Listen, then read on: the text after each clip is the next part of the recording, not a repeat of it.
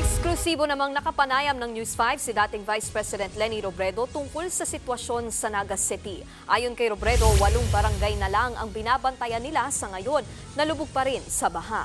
Sa Lunes, posibleng simula na raw nila ang paglilinis. Tungkol naman sa nag-viral niyang larawan na nakalusong siya sa baha.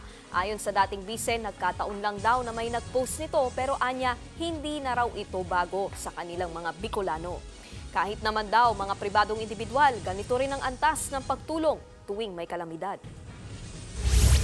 Pero pag nakikita nila na hindi nila nandyan, alam nila na government is working, kahit nga private citizen ako.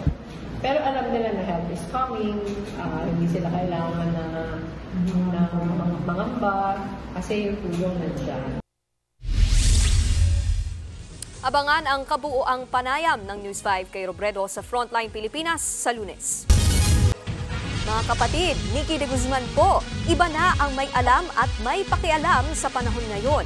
Para sa tuloy-tuloy na balitaan sa Frontline kahit weekend, mag-follow at mag-subscribe sa social media pages ng News 5.